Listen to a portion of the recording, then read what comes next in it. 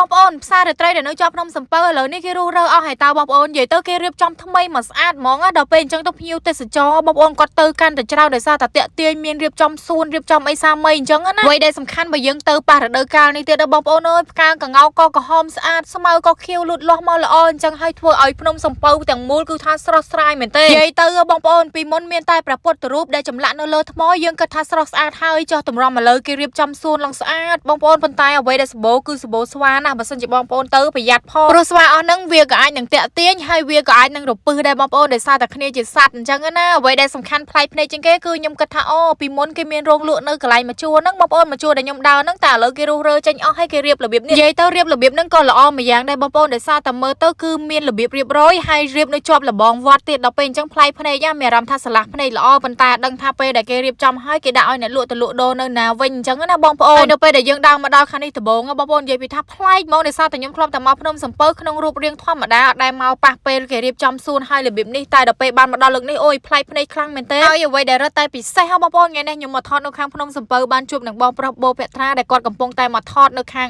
ភ្នំសំពៅនឹងដែរបងប្អូននិយាយទៅខ្ញុំមកភ្នំសំពៅមកលើកនេះមានអារម្មណ៍ថាឡើងចាំងហ្មងបងប្អូនដោយសារតែអាថ្មខាងក្រោមហើយថ្មខាងលើមើលទៅវាប្រលិចពណ៌គ្នាមកប៉ះពេលល្ងាចទៀតឡើងភ្លឺហើយសំខាន់បងប្អូនយើងក៏ទៅលេងច្រើនណាស់ហើយគេរៀបរបៀបនេះខ្ញុំជឿជាក់ថាអនាគតនៅពេលដែលគេធ្វើហើយបងប្អូននឹងចេញរូបរាងមួយដែលស្អាតប៉ុន្តែបច្ចុប្បន្នគឺគេរៀបអត់ទាន់ហើយអស់ទេបើតាមដែលខ្ញុំសង្កេតមើលទៅគឺនៅអត់ទាន់ហើយសពអស់ល្អអញ្ចឹងទៅសង្កេតឃើញថាការរៀបចំការអភិវឌ្ឍរបស់គេគឺលឿនក្រាន់បើបងប្អូនខ្ញុំមកប្រហែលប្រហែលខែមុនគឺអត់មានអីទេមានតែព្រះពុទ្ធរូបដល់ពេលមកលើកនេះគឺប្លែកមែនទែនហើយអ្វីដែលសម្បូរស្រាប់តែសម្បូរស្វាច្រើនហ្មងបងប្អូនមករដងអត់ដែលឃើញស្វាទេបងប្អូនស្វាភាគច្រើនវានៅតែលើកពូលភ្នំអីចឹងណាហើយសំខាន់ខ្ញុំឃើញគេគូគំនូនេះបងប្អូននៅខាងក្រោមព្រះពុទ្ធរូបអីចឹងណាដល់ពេលចឹងរៀងប្លែកភ្នែកក្រាន់បើដែរសមិទ្ធផលមួយនេះខ្ញុំជឿជាក់ថាខាងខេត្តបាត់ដំបងគាត់ដឹងតែទទួលបានភ្ញៀវទៅលេងច្រើនហ្មងបងប្អូននិយាយទៅអ្នកទេសចរដឹងទៅច្រើនដោយសារតែការរៀបចំរបស់គាត់ប្លែកស្អាតហើយមានព្រះពុទ្ធរូបដែលជាព្រះពុទ្ធសាសនានៃយើងចឹងណាហើយនៅពេលដែលយើងដើរមកដល់កន្លែងនេះបងប្អូនឃើញស្មៅឃើញអីខៀវថតមកចាំងល្អមែនទែនសំខាន់នៅ